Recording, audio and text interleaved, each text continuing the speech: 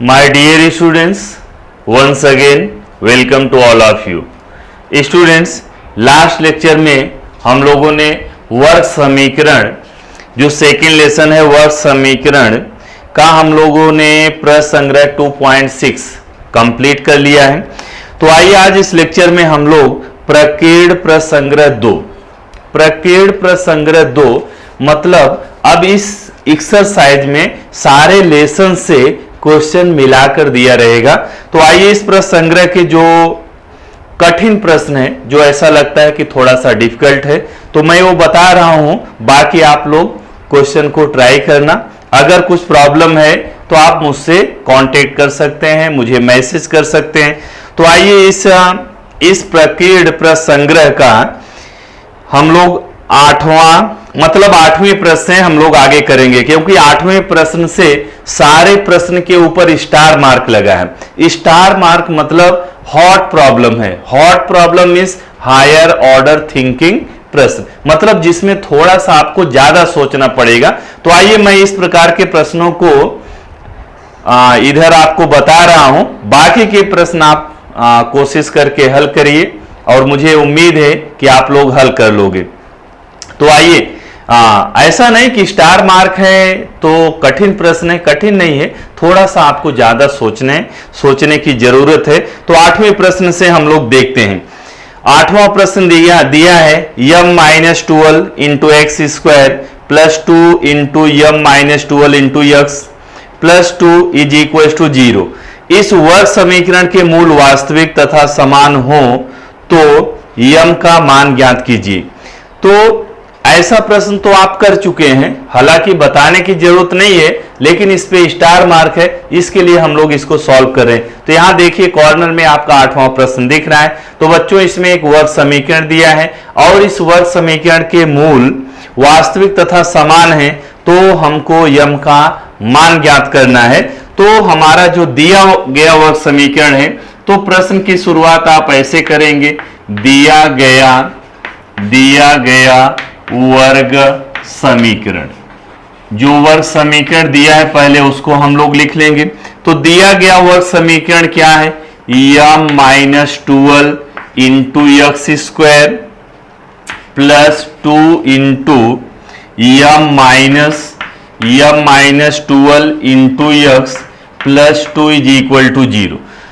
तो बच्चों, ये हमारा दिया गया वर्ग समीकरण है, इसके मूल वास्तविक तथा समान है, तो यम का मान ज्ञात करना।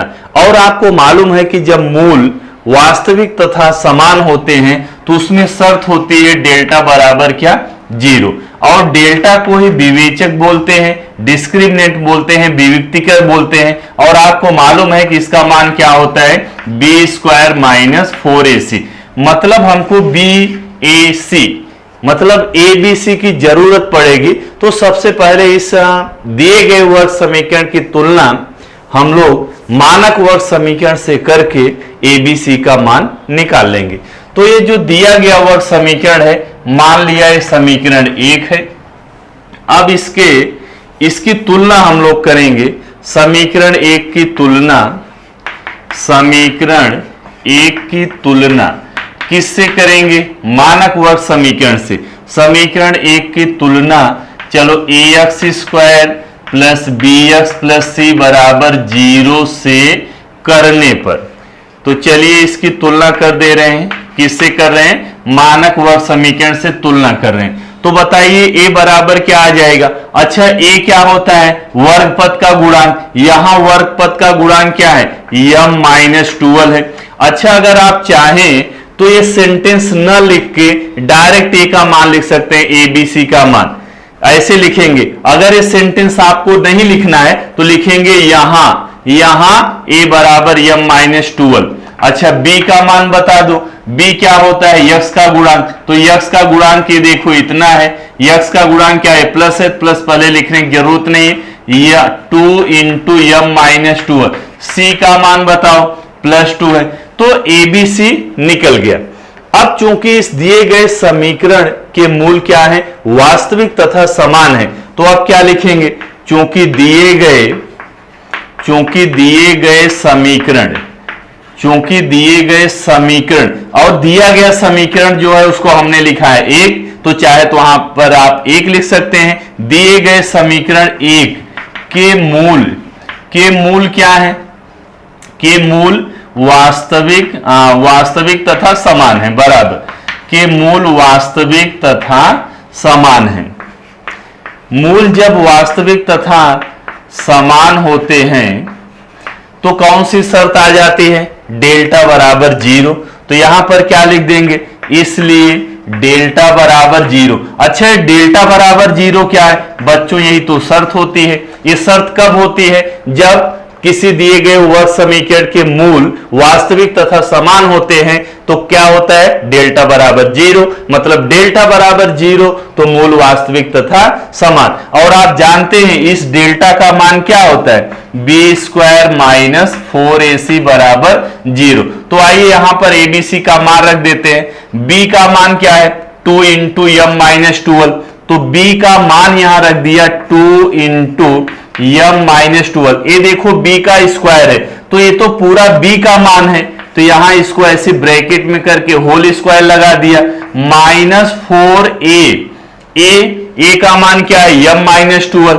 तो यहां पर m माइनस 12 a का मान हो गया। अच्छा, c का मान बताओ? c का मान क्या है? 2 बराबर क्या हो जाएगा? 0। आइए इसको अब हल करते हैं। यहां देखिए इसका वर्ग लिखा है, तो 2 का वर्ग कितना हो जाएगा? 4। 2 का वर्ग कितना हो गया? 4।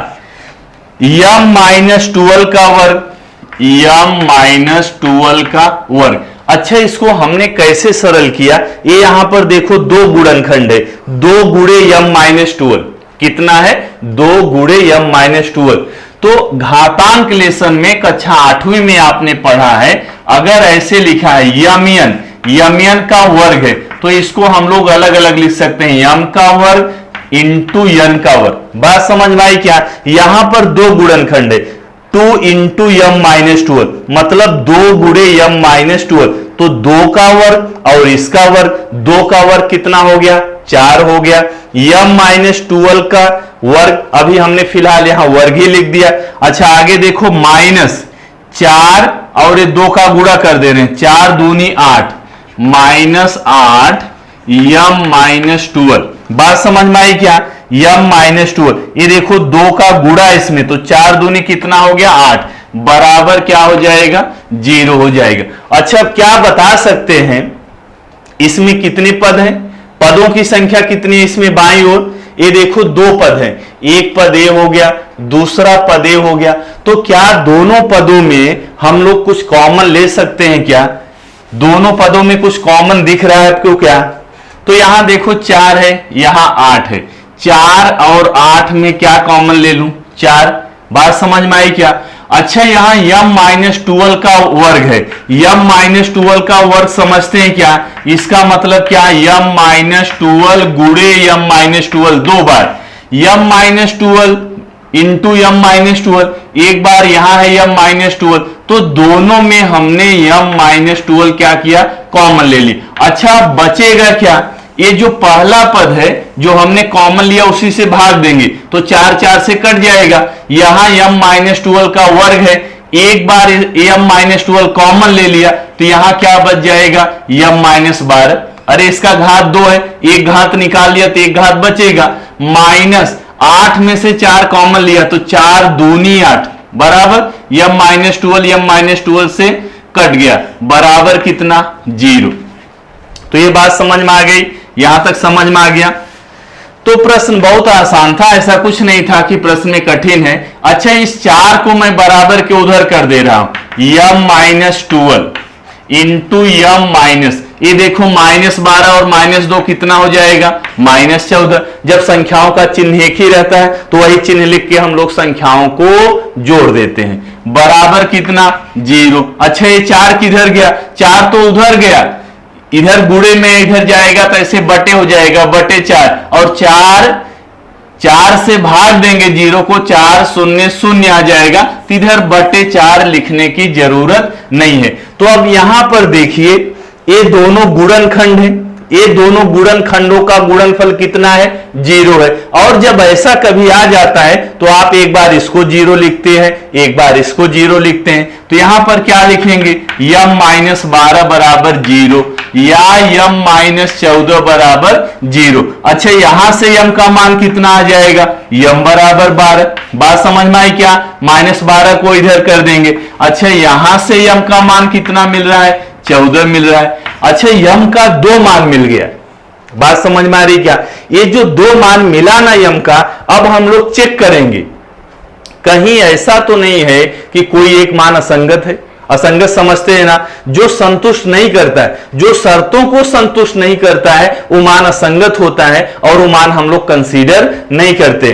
तो m बराबर 12, m बराबर 14। अच्छा, ये वाला देखते हैं, m बराबर 12। मान लो m बराबर 12 है, मान लिया कि m का मान क्या है, 12 है, तो क्या ये संतुष्ट करेगा। शर्त क्या है, हमारा वर्ग समीकरण देखो यही है, हमारा वर्ग समीकरण ये है। बात समझ में आ रही क्या, ये हमारा दिया गया वर्ग समीकरण है, m-12।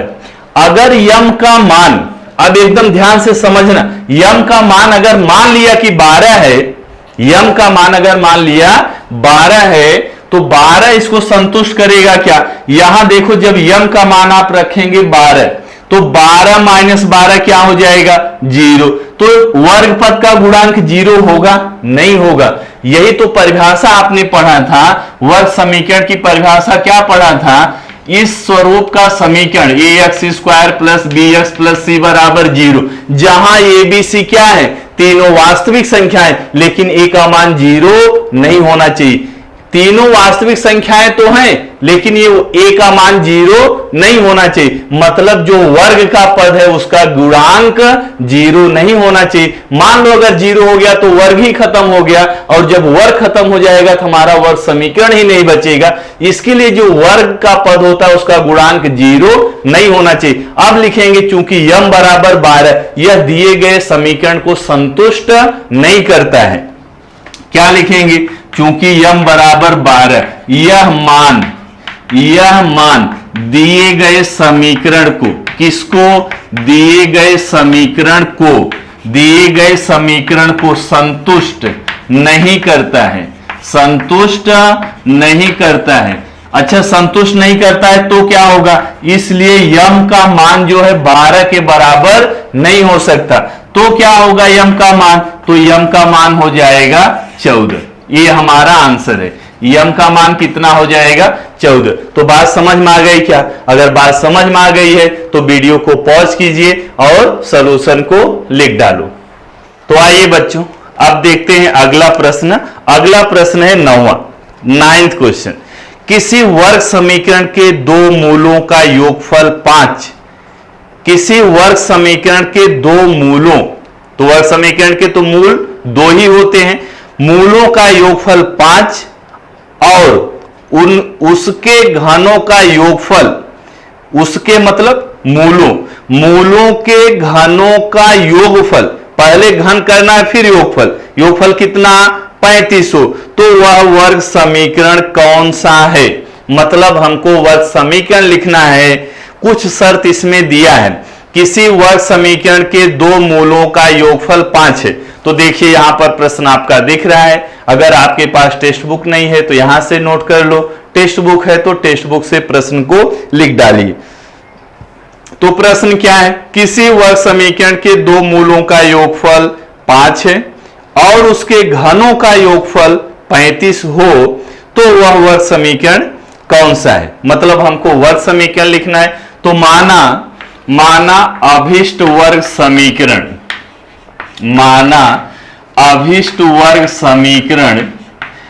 माना अभिष्ट वर्ग समीकरण के मूल अल्फा तथा बीटा है।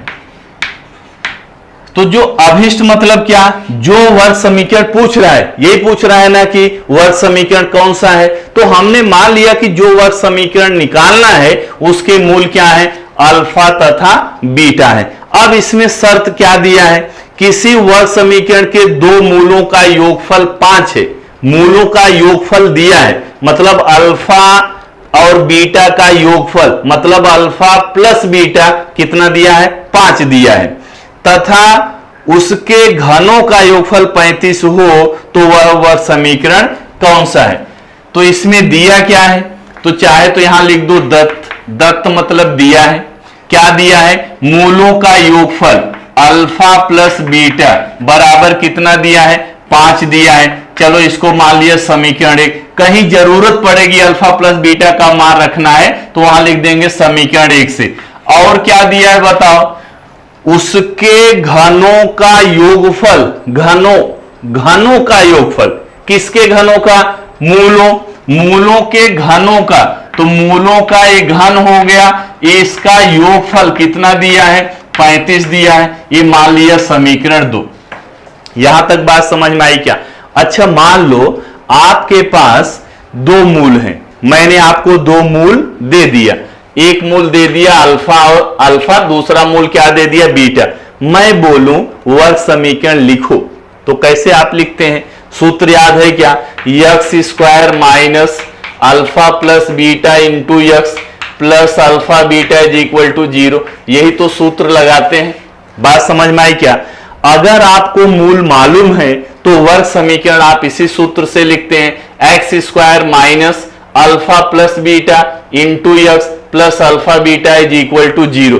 मतलब हमको वर्ग समीकरण लिखने के लिए, मैं इसको क्यों बता रहा हूं, हमको चाहिए क्या, वर्ग समीकरण इसमें तैयार करना है, वर्ग समीकरण बताना है, तो वर्ग समीकरण बताने के लिए, वर्ग समीकरण लिखने के लिए हमको क्या चाहिए, क्या चाहिए बताओ, दोनों मूलों का योगफल चाहिए।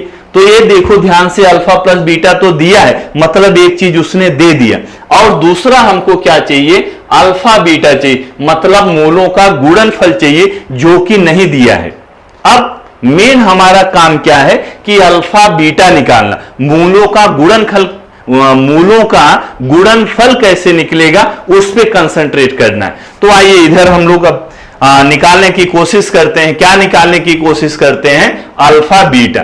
तो यहां पर देखिए, ये तो सीधा सीधा आपको मूलों का योगफल दिया है, एक टेंशन खत्म हो गया कि मूलों का योगफल हमारे पास है, अब अल्फा बीटा ही हमको निकालना है। तो दूसरा देखो क्या दिया है, उसके घनों का योगफल, मूलों के घनों का योगफल कितना दिया है, 35 दिया है। अच्छा ये जो सूत्र है, यहां से हम लोग एक सूत्र लिख सकते हैं, अल्फा प्लस बीटा का क्यूब। याद आ रहा है क्या, ये फार्मूला याद आ रहा है क्या, 8वीं में पढ़ा आपने, a प्लस बी का घन, ये बराबर होता है a घन plus 3ab into a plus b cube. बात समझ में आई क्या, ये सूत्र याद आ रहा है क्या, 8वीं में हमने पढ़ा है। अच्छा इसी को हम लोग अगर यहां लिखेंगे तो कैसे लिख सकते हैं, alpha cube plus 3 alpha beta into alpha plus beta cube. बात समझ में आई क्या, एकदम देखो यही सूत्र हमने अप्लाई किया, ये सूत्र में ए बी लिया है, यहां पर क्या है, अल्फा बीटा है। तो यहां पर देखिए अल्फा प्लस बीटा का क्यूब, अल्फा प्लस बीटा का क्यूब, अल्फा प्लस बीटा का मान है आपके पास कितना है, 5। तो यहां पर देखो मैं 5 रख दूं क्या, यहां पर 5 रख दिया, 5 का क्यूब हो गया बराबर, ये देखो क्या लिखा है, alpha cube plus beta cube, ये दोनों, चाहे तो इसको आप इसके बाजू में लिख सकते हैं, alpha cube plus beta cube, और इसका मान देखो ध्यान से देखो 35 दिया है। बात समझ में आई क्या, इसको alpha cube plus beta cube, ये दोनों को हटा दिया और उसकी जगह पे क्या लिख दिया हमने, 35 लिख दिया, प्लस 3 अल्फा बीटा इंटू क्या है, अल्फा प्लस बीटा, और अल्फा प्लस बीटा का मान क्या दिया है, 5 दिया है। तो बात समझ में आ गई क्या इतना। तो यहां पर हमने क्या यूज किया, समीकरण 1 का यूज किया है और समीकरण 2 का। तो यहां पर लिख देंगे समीकरण 1 तथा 2 से, समीकरण 1 तथा 2 से। तो आइए इसको हल करते हैं, 5 का घन करेंगे कितना आ जाएगा, 125। अच्छा ऐसे मत घन करना, 5 तिहाई 15, ऐसे घन होता है क्या, नहीं, 5 का घन मतलब 5 का गुणा 3 बार, 5 गुणे 5 गुणे 5 कितना आ जाएगा, 125। अब यहां देखो कितना आ गया, ये कितना है 35। इस 35 को बराबर के इधर कर दूं तो क्या हो जाएगा -35, -35। अच्छा बराबर क्या बचा इधर, 5 तिहाई 15 अल्फा बीटा। बात समझ में आ गई क्या? अच्छा 125 में से 35 घटा दो, 125 में से 35 घटाएंगे कितना आ जाएगा, 90 आ जाएगा। तो 90 बराबर कितना हो गया, 15 अल्फा बीटा। तो अल्फा बीटा बराबर 15 को इधर करेंगे 90/15 हो गया, ये 15 से कट जाएगा, कितना आ जाएगा, 6 आ जाएगा। तो अल्फा बीटा का मान कितना आ गया, 6। इसको मान लिया समीकरण 3। अब जरा ध्यान से देखिए जो हमारे पास चीजें मिली हैं, एक देखो अल्फा प्लस बीटा का मान मिला है कितना, 5, और एक यहां से हमने निकाल लिया अल्फा बीटा, हमने निकाल लिया 6। तो क्या हम लोग अभी वर्ग समीकरण लिख सकते हैं क्या? हाँ लिख सकते हैं। अरे दो ही चीज की जरूरत पड़ती है ना, मूलों का योगफल, मूलों का गुणनफल। तो मूलों का योगफल तो पहले से दिया था, मूलों का गुणनफल हमने निकाल लिया।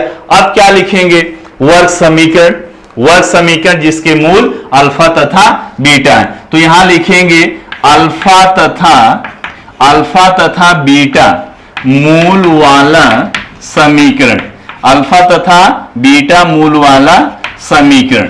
अल्फा तथा बीटा मूल वाला समीकरण क्या हो जाएगा, x² minus alpha plus beta into x plus alpha beta बराबर क्या हो जाएगा, 0। बात समझ में आई क्या? यही तो सूत्र लगाते हैं, अल्फा तथा बीटा मूल वाला समीकरण। यहां ऐसे लिखेंगे, ऐसा वर्ग समीकरण जिसके मूल अल्फा तथा बीटा है, वो आपके ऊपर है कितना सही सेंटेंस आप लिख सकते हैं। तो x² माइनस क्या, अल्फा प्लस बीटा का मान दिया है कितना दिया है, 5। तो यहां रख दूं क्या, 5 गुणे क्या x प्लस अल्फा बीटा कितना दिया है, 6 बराबर क्या हो गया, 0। अब इसके नीचे क्या लिख देंगे, यही अभिष्ट वर्ग समीकरण है। बात समझ में आई क्या? यही अभिष्ट वर्ग समीकरण है। तो अगर बात समझ में आ गई है तो अब आप लिख डालिए। तो आइए बच्चों देखते हैं अगला प्रश्न। अगला प्रश्न कौन सा है, 10वां प्रश्न है। तो यहां देखो 10वां प्रश्न दिख रहा है, तो 10वां प्रश्न पहले आप नोट कर लीजिए। प्रश्न क्या है, ऐसा वर्ग समीकरण बनाओ जिनके मूल 2x² plus 2 into P plus q into x plus p² plus q² बराबर 0। इस समीकरण के मूलों के योगफल का वर्ग तथा अंतर का वर्ग हो।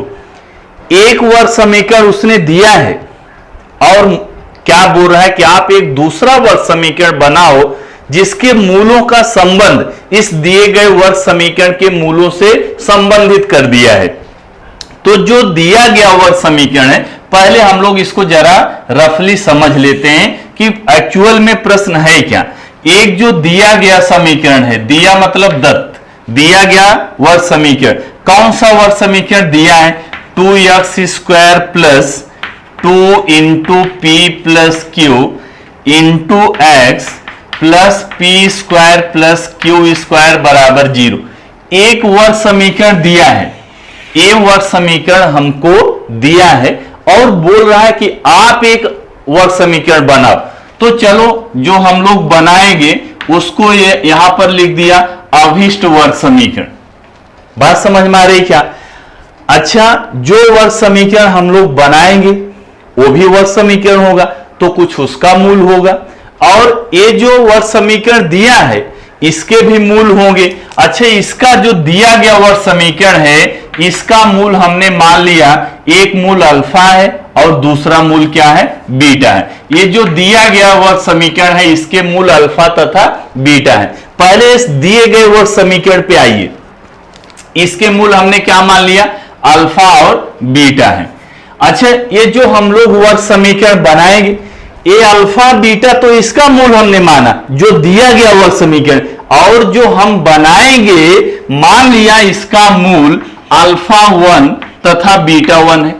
बात समझ में आई क्या? इतना बात समझ में आ गई। जो दिया गया वर्ग समीकरण है ना, इसके मूल हमने क्या मान लिया, अल्फा बीटा। जो हम बनाएंगे जो हम लोग बनाएंगे उसका मूल हमने क्या मान लिया, एक मूल अल्फा 1, दूसरा मूल क्या, बीटा 1। तो दोनों अलग अलग मानेंगे, इसका मूल अलग होगा, उसका मूल अलग होगा, लेकिन शर्त में दिया है कि इसके मूल इससे संबंधित है। वो अभी हम लोग देखते हैं कि शर्त क्या दिया है।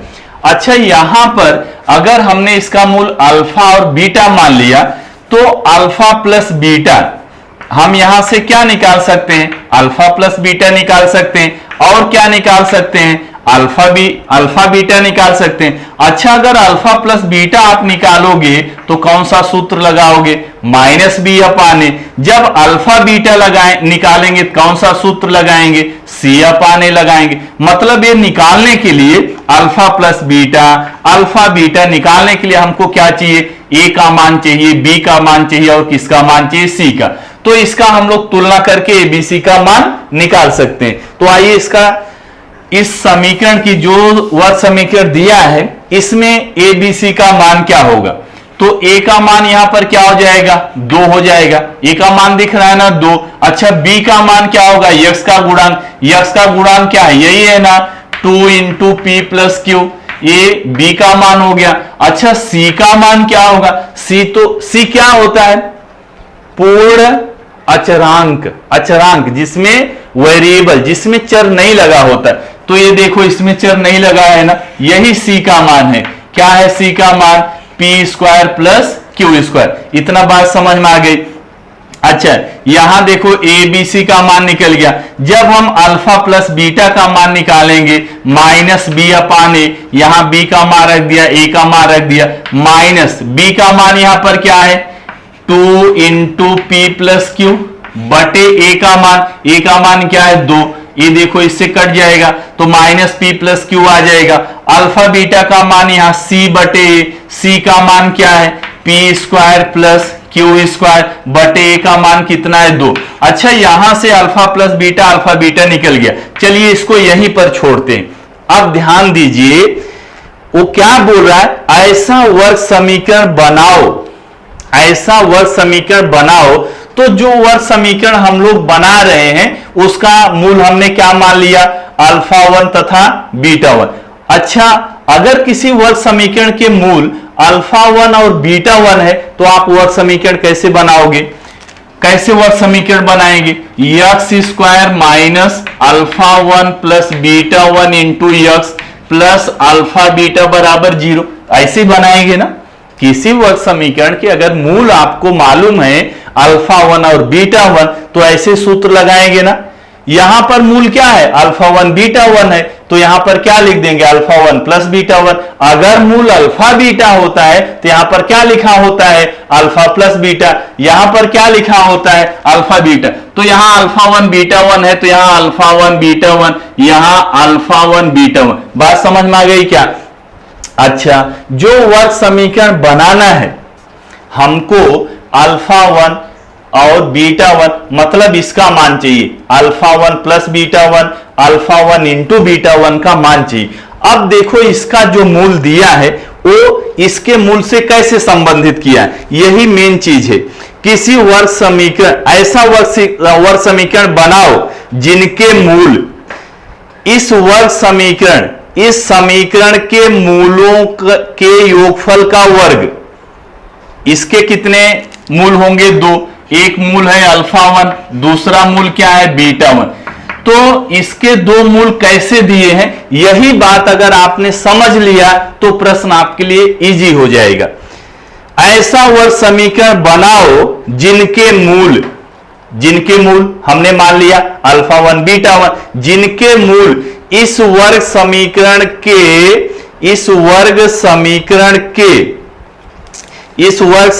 के मूलों के योगफल का वर्ग, इस वर्ग समीकरण के मूलों के योगफल का वर्ग। इस वर्ग समीकरण के मूल क्या है, अल्फा तथा बीटा है। मूलों के योगफल का वर्ग, मूलों के योगफल का वर्ग, एक मूल्य हो गया। बात समझ में आई क्या। और लिखा है तथा अंतर का वर्ग हो, अंतर का वर्ग अल्फा माइनस बीटा का वर्ग। अगर आपने यही इतना बात समझ लिया तो फिर प्रश्न आपके लिए इजी हो जाएगा। एक बार फिर मैं आपको समझा रहा हूं, ऐसा वर्ग समीकरण बनाओ, ऐसा वर्ग समीकरण बनाओ, जो वर्ग समीकरण हम लोग बनाएंगे उसका मूल अल्फा 1 तथा बीटा 1 मान लिया। ऐसा वर्ग समीकरण बनाओ जिनके मूल मतलब अल्फा 1 और बीटा 1 क्या हो, इस दिए गए वर्ग समीकरण के मूलों के योगफल के वर्ग, मूलों के योगफल का वर्ग तथा उनके अंतर का वर्ग। तो एक मूलों के योगफल का वर्ग, एक मूल हो गया इसका, दूसरा मूल हो गया उनके अंतर का वर्ग, दूसरा मूल हो गया इसका। बात समझ में आई क्या? इतना अगर बात समझ में आ गई तो अब हम किस पे कंसंट्रेट करेंगे, अल्फा 1 प्लस बीटा 1 निकालने के लिए और अल्फा 1 तथा बीटा 1 निकालने के लिए। तो आइए इसको हम लोग सिस्टमैटिक ढंग से लिखते हैं। दिया गया वर्ग समीकरण, दिया गया वर्ग समीकरण, दिया गया वर्ग समीकरण क्या है? यही दिया गया वर्ग समीकरण है।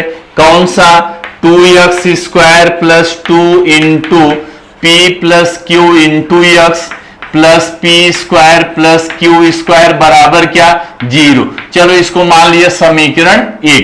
ये दिया गया वर्ग समीकरण है।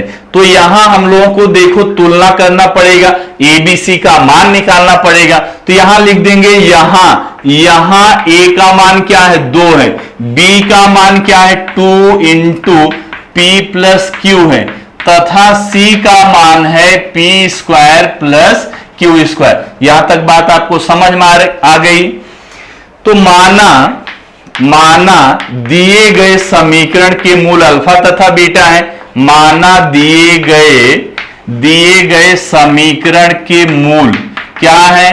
अल्फा तथा बीटा है, अल्फा तथा बीटा है। तो अल्फा प्लस बीटा बराबर क्या हो जाएगा? माइनस बी अपान ए, माइनस बी अपान ए। तो माइनस बी अपान ए, माइनस बी का मान बताओ कितना है? 2 इंटू पी प्लस क्यू अपान ए का मान कितना है? 2 है। तो ये 2 से कट गया। तो यहां बताओ अल्फा प्लस बीटा का मान कितना आ गया? Minus P plus Q. चलो इसको मान लिया समीकरण 2 मान लिया। अच्छा, ये तो सूत्र हो गया अल्फा प्लस बीटा बराबर माइनस बी अपान ए, तथा अल्फा बीटा निकाल लेते हैं। अल्फा बीटा बराबर क्या होता है? सी अपान ए। अब सी का मान बताइए, सी का मान क्या है? P square plus Q square upon 2। तो अल्फा बीटा का मान मिल गया P square plus Q square upon 2। इसको मान लिया समीकरण 3। अच्छा, ये तो दिया गया जो समीकरण था उसके बारे में हो गया, ये जो आपको हमने समझाया। बात समझ में आई क्या? अब जो अभिष्ट वर्ग समीकरण, जो वर्ग समीकरण हमको निकालना है, अब उसका मूल हम लोग मान लेंगे अल्फा 1 तथा बीटा 1। माना अभिष्ट वर्ग समीकरण के मूल अल्फा 1 तथा बीटा 1 है।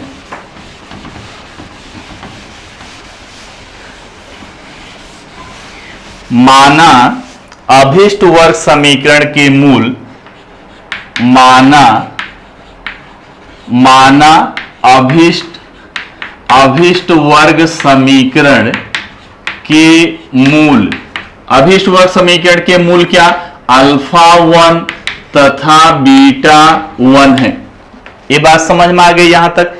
अब देखो क्या बोल रहा है कि ऐसा वर्ग समीकरण बनाओ जिनके मूल, ये जो अभिष्ट वर्ग समीकरण बनाना है, इनके मूल क्या है? अल्फा 1 है और दूसरा मूल क्या है? बीटा 1 है। अब ये बोल रहा है कि ऐसा वर्ग समीकरण बनाओ जिनके मूल इस वर्ग समीकरण के मूलों के योगफल का वर्ग, मूलों के योगफल का वर्ग, मतलब एक मूल इसका ये है और दूसरा मूल अंतर के वर्ग के बराबर हो, अंतर के वर्ग। तो अंतर अल्फा माइनस बीटा का वर्ग। बात समझ में आई क्या? तो अब यह वर्ग समीकरण बनाने के लिए, जो रिक्वायर्ड वर्ग समीकरण है, उसको बनाने के लिए हम लोग कौन सा सूत्र यूज करेंगे? X square minus alpha 1 plus beta 1 into x plus alpha 1 beta 1 बराबर 0। अब हमारा फोकस किस पे होना चाहिए कि हम अल्फा 1 प्लस बीटा 1 कैसे निकालेंगे और अल्फा 1 इंटू बीटा 1 कैसे निकालेंगे। तो आइए इसको जरा हम लोग निकालते हैं। अल्फा 1 प्लस बीटा 1 इसको हम लोग निकालते हैं और फिर उसके बाद वर्ग समीकरण, जो अभिष्ट वर्ग समीकरण है, उसको हम लोग इसी सूत्र से लिख लेंगे। तो आइए इसको निकालते हैं। तो आइए अब हम लोग क्या निकालेंगे, अल्फा 1 प्लस बीटा 1। तो अल्फा 1 प्लस बीटा 1 बराबर अल्फा 1 प्लस बीटा 1, मतलब ये दोनों को क्या कर रहे हैं, जोड़ रहे हैं। तो अल्फा 1 का मान क्या है, अल्फा प्लस बीटा का होल स्क्वायर प्लस बीटा 1 इसमें कर रहे हैं, तो अल्फा माइनस बीटा का होल स्क्वायर। इतना बात समझ में आ गई। अच्छा, इसका मान निकालना है, एक इसके बराबर हो गया अल्फा प्लस बीटा का वर्ग, ये दोनों को जोड़ रहे हैं, अल्फा 1 का मान ए प्लस बीटा 1 का मान ए। अच्छा ध्यान से देखो, ये तो सूत्र है ए प्लस बी का होल स्क्वायर और ये भी सूत्र है ए माइनस बी का होल स्क्वायर। तो चलिए दोनों सूत्र लगा देते हैं। अच्छा मैं यहां पर सूत्र लिख दे रहा हूं, ए प्लस बी का होल स्क्वायर बराबर कितना, A square plus 2ab plus B square. बात समझ में आई क्या। और फार्मूला आपको याद है, दूसरा कौन सा सूत्र लगाएंगे, ए माइनस बी का whole square, A square minus 2ab plus कितना, बी स्क्वायर। तो यही दोनों सूत्र हम लोग यहां लगाएंगे। तो मैं थोड़ा इधर से लिख रहा हूं, अल्फा प्लस बीटा का होल स्क्वायर कितना आएगा, alpha square plus 2 alpha beta plus beta square. ये वाला सूत्र देखो इसमें लगा दिया। अब आगे इसमें ये वाला सूत्र लगाएंगे, plus alpha square minus 2 alpha beta plus beta square. बात समझ में आ गई क्या। अच्छा ध्यान से देखो, ये minus 2 alpha beta minus 2 alpha beta plus alpha beta 2 alpha beta, ये दोनों कट जाएगा। Alpha square plus alpha square कितना हो गया, 2 अल्फा स्क्वायर। बात समझ में आई क्या। Plus beta square plus beta square कितना, 2 बीटा स्क्वायर। तो दोनों में 2 कॉमन हो गया, alpha square plus beta square. तो ये किसका मान आ रहा है, अल्फा 1 प्लस बीटा 1 का मान ये आ रहा है।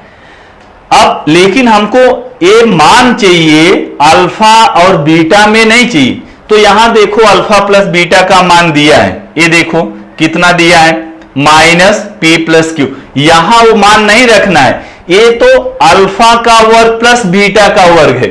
अच्छा अल्फा का वर्ग प्लस बीटा का वर्ग, इसको हम लोग ऐसे लिख सकते हैं 2 into alpha square plus beta square. अब इस चीज को जरा आप अच्छे से समझ लीजिए, इसी चीज को आपको बहुत अच्छे से समझना है। अल्फा प्लस बीटा का होल स्क्वायर बराबर क्या होता है, alpha square plus 2 alpha beta plus beta square होता है ना। अरे इसमें अगर हम लोग a प्लस बी का होल स्क्वायर फार्मूला लगाएं तो क्या आएगा, उसका विस्तारित रूप क्या हो जाएगा, अरे यही वाला फार्मूला यहां मैंने लिखा है, alpha square plus 2 alpha beta plus beta square. अच्छा यहां पर क्या है, alpha square plus beta square है। तो ये देखो alpha square plus beta square. अगर इसका मान हमको चाहिए, किसका मान चाहिए, alpha square plus beta square का मान अगर चाहिए, तो ये वाला पद जो देखो इसको इधर लाना पड़ेगा। तो इधर तो पहले से क्या है, अल्फा प्लस बीटा का होल स्क्वायर है। अगर इसको इधर लाएंगे तो क्या हो जाएगा, माइनस 2 अल्फा बीटा। इतनी बात समझ में आ गई क्या। अब यही हम लोग alpha square plus beta square का ये वाला मान यहां रख देंगे। यहां पर रखेंगे तो कैसे रखोगे बताओ, अल्फा प्लस बीटा का क्या होल स्क्वायर माइनस क्या 2 अल्फा बीटा। तो इसको ऐसे ब्रैकेट में क्लोज कर दो। यहां तक बात समझ में आ गई क्या। अब देखो हमारे पास दोनों मान हैं, अल्फा प्लस बीटा का मान यहां है माइनस पी प्लस क्यू और अल्फा बीटा का मान यहां है। अब ये दोनों मान हम लोग यहां पर रख देंगे। तो आइए यहां पर रख देते हैं, ये कितना हो जाएगा 2 into alpha plus beta. Alpha plus beta का मान बताओ, माइनस पी प्लस क्यू। और देखो इसका वर्ग है, तो ऐसे मझले कोष्टक में करके इसका वर्ग कर दिया। ये पूरा देखो अल्फा प्लस बीटा का वर्ग है और अल्फा प्लस बीटा का ये मान है, तो माइनस भी वर्ग के अंदर ही रहेगा। -2 अल्फा बीटा, 2 तो यहां रहेगा ही, ये 2 यहां पर रहेगा। अल्फा बीटा का मान यहां से कौन से समीकरण से, 3 से, क्या है मान, P square plus Q square बटे 2। तो यहां पर क्या लिख दूं, P square plus Q square बटे कितना लिख दूं, 2। तो चलिए अब देखो यहां ये 2 से कट गया, बात समझ में आई क्या, ये 2 से कट गया और यहां पर हम लोग इसको सरल करेंगे 2। ये माइनस देखो वर्ग के अंदर है, वर्ग के अंदर है, माइनस है तो वर्ग करेंगे प्लस हो जाएगा। ये कितना हो जाएगा, ए पी प्लस क्यू का वर्ग, माइनस का वर्ग कर दिया तो प्लस हो गया, बाकी हमने इसको अभी ऐसे लिखा है पी प्लस क्यू का वर्ग, ऐसे लिख दिया, माइनस ये दो ना, ये दोनों पदों में इसका गुणा है तो इसके लिए यहां बड़ा वाला कोष्टक लगा दिया। ये 2 कट गया है, यहां पर क्या बचा, माइनस क्या बचा, P square plus Q square. बात समझ में आई क्या, इतना बात समझ में आई। तो अब मैं इधर से रफ कर रहा हूं, आप वीडियो को थोड़ा पॉज करके लिख लेना। तो मैं यहां से रफ कर दे रहा हूं।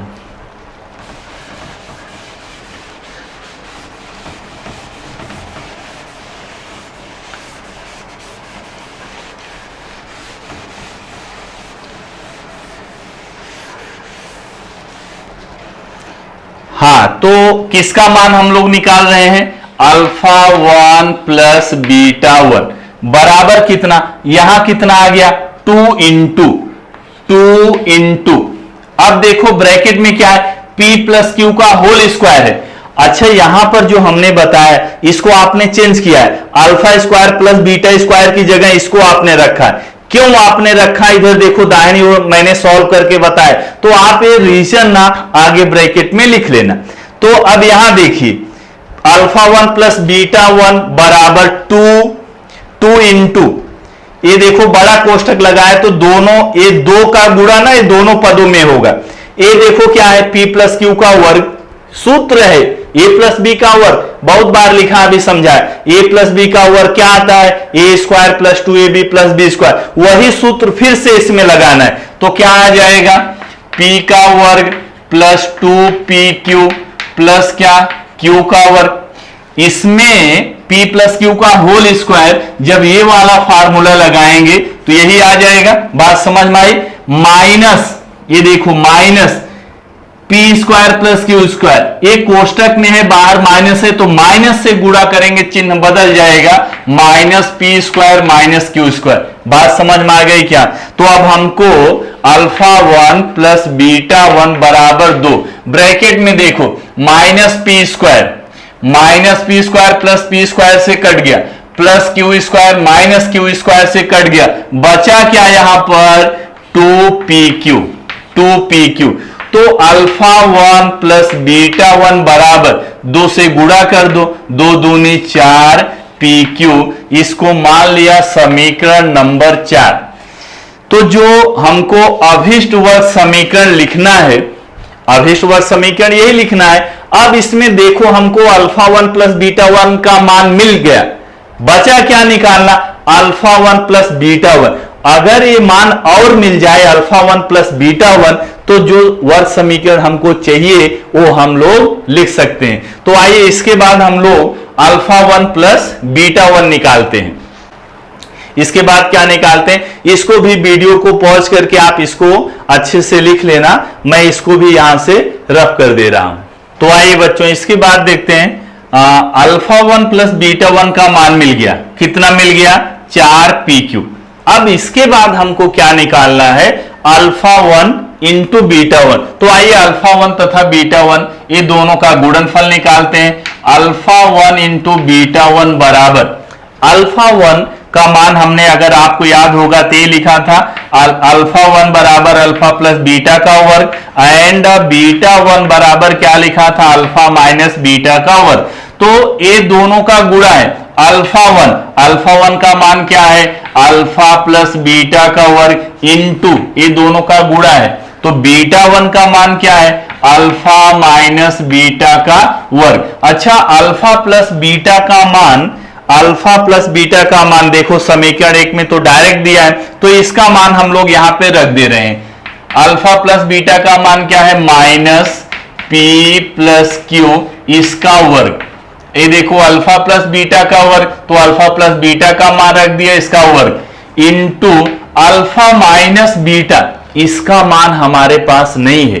अब इसका मान हमारे पास नहीं है तो इसको हम लोग सॉल्व कर लेते हैं। अल्फा माइनस बीटा कौन सा सूत्र है, ए माइनस बी का होल स्क्वायर। तो यहां पर क्या लिखेंगे, alpha square minus 2 alpha beta plus beta square. ये बात समझ में आई क्या, कौन सा सूत्र यहां लगा दिया, ए माइनस बी का whole square, A square minus 2ab plus B square. Okay, तो चलिए इसका वर्ग कर देते हैं।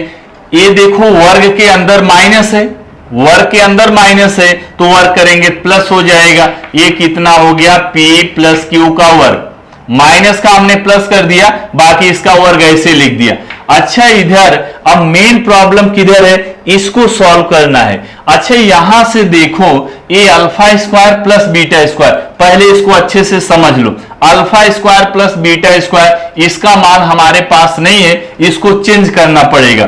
तो अल्फा प्लस बीटा का वर्ग क्या होगा, alpha square plus 2 alpha beta plus beta square ना। यहां से मैं किसको हटाना चाहता हूं, alpha square plus beta square को। तो ये देखो alpha square plus beta square, alpha square plus beta square, मतलब ए वाला पद इधर लाना पड़ेगा। तो अल्फा प्लस बीटा का वर्ग इधर पहले से है, इसको इधर लाएंगे तो कितना हो जाएगा, माइनस 2 अल्फा बीटा। समझ में आया क्या, alpha square plus beta square की जगह हम लोग क्या लिख सकते हैं, अल्फा प्लस बीटा का होल स्क्वायर। तो चलिए इसको हम लोग हटा रहे हैं, alpha plus beta, alpha square plus beta square, इसकी जगह मैं क्या लिख दूं, अल्फा प्लस बीटा का whole square minus 2 alpha beta. इतना समझ में आया क्या, किसको हटाया, alpha square plus beta square, alpha square plus beta square को हटा के इसकी जगह हमने ये देखो लिख दिया, और माइनस 2 अल्फा बीटा इधर पहले से है, माइनस 2 अल्फा बीटा। बात समझ में आ गई, अगर इतना समझ में आ गया तो बात खत्म। तो चलिए अब इसमें हम लोग मान रख देते हैं। अब हमारे पास सारे मान हैं, सारे मान है मतलब अल्फा प्लस बीटा का मान है, कहां से, समीकरण 2 से, और अल्फा बीटा का भी मान है, कहां से, समीकरण 3 से। अच्छा, इसको थोड़ा सा और सरल करते हैं। यहां पर क्या लिखा है, p प्लस क्यू का वर्ग इंटू अल्फा प्लस बीटा का वर्ग, इसको अभी ऐसे रहने देते हैं। ये देखो minus 2 alpha beta, minus 2 alpha beta कितना हो जाएगा, माइनस 4 अल्फा बीटा। बात समझ में आई क्या, तो चलिए अब मान रखेंगे हम लोग, ये p प्लस क्यू का वर्ग इंटू अल्फा प्लस बीटा, फिर से वही मान, अल्फा प्लस बीटा का मान माइनस p प्लस क्यू, तो यहां पर रख दिया माइनस p प्लस क्यू का वर्ग minus 4 into alpha beta. Alpha beta का मान देखो ये है, क्या है, p square plus Q square बटे 2, तो यहां पर रख दिया p square plus Q square बटे 2, यहां पर लिख देंगे समीकरण 2 तथा 3 से।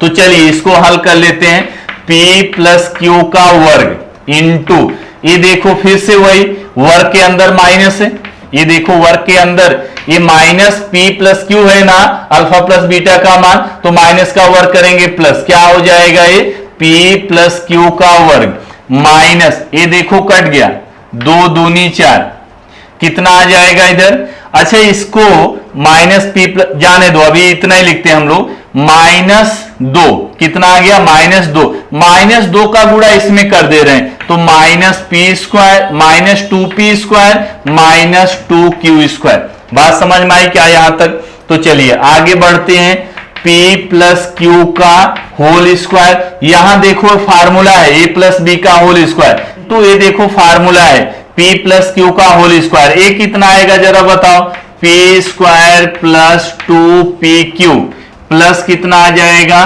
क्यू स्क्वायर, और इसमें 2 पद पहले से है, क्या क्या है, 2p square minus 2q square. बात समझ में आई क्या।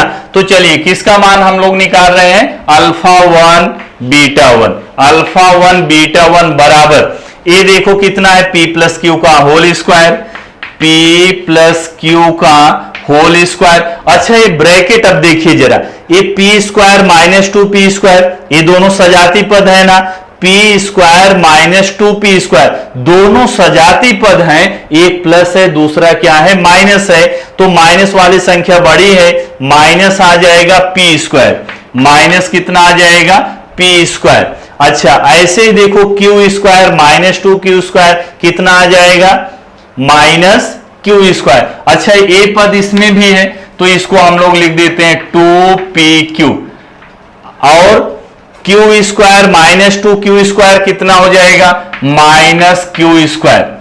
तो चलिए इसमें आगे इसको हल करते हैं, p प्लस क्यू का वर्ग।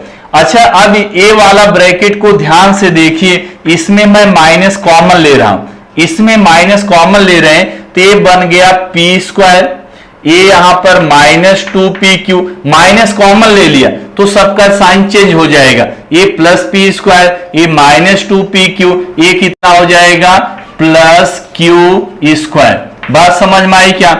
अच्छा ये ब्रैकेट और इस ब्रैकेट को गुणा करना है तो ये माइनस है, प्लस प्लस इंटू माइनस कितना आ गया, माइनस p प्लस क्यू का वर्ग। अच्छे इसको ध्यान से देखो, फार्मूला है a square minus 2ab plus B square, तो इसको हम लोग क्या लिख सकते हैं, p माइनस क्यू का होल स्क्वायर। बात समझ में आई क्या। ये बहुत बार फार्मूला लिखा है, देखो यहां लिखा भी है a माइनस बी का होल स्क्वायर बराबर क्या होता है, a square minus 2ab plus B square. मतलब अगर कहीं ऐसा लिखा है तो हम लोग क्या लिख सकते हैं, a माइनस बी का होल स्क्वायर, तो इसको क्या लिख सकते हैं, p माइनस क्यू का होल स्क्वायर। अच्छा अब माइनस, ये दोनों पदों को जरा ध्यान से देखिए, इसको मैं ऐसे लिख दूं p plus q into p minus Q, साथ में वर्ग लगा दूं, इसका भी वर्ग है इसका भी वर्ग है, दोनों के बीच में गुणा है। घातांक लेसन में कक्षा 8वीं में आपने पढ़ा है, अगर यम का वर्ग है गुणे यन का वर्ग है तो इसको हम लोग लिख सकते हैं यम गुणे यन, और एक ही साथ में वर्ग लगा देंगे। कहां पढ़ा इसको, घातांक लेसन में। तो अब देखिए p plus q into p minus q, minus हो गया, ये देखो फार्मूला है कौन सा, a plus b into a minus b, a plus b into क्या, a माइनस बी बराबर क्या होता है, a स्क्वायर माइनस बी। तो यहां पर क्या हो जाएगा, p square minus Q square, इसका वर्ग है, वर्ग लग गया। ये देखो फार्मूला इसमें लगेगा, समझ में आए क्या, a plus b into a minus b, यहां पर क्या है p क्यू है तो p का वर्ग माइनस क्यू का वर्ग, ये होल वर्ग है तो होल वर्ग आ गया। यहां एक इसका मान मिला अल्फा 1 तथा बीटा 1 का बराबर।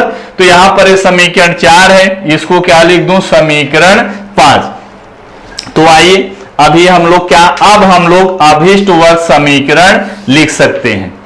तो मैं इधर से रब कर दे रहा हूं, यहां हम लोग लिखेंगे अभीष्ट वर्ग समीकरण।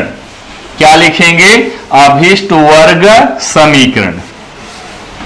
तो चलिए अभीष्ट वर्ग समीकरण, अभीष्ट वर्ग समीकरण, अभीष्ट वर्ग समीकरण जिसके मूल क्या है, जिसके मूल अल्फा 1 तथा बीटा 1 है।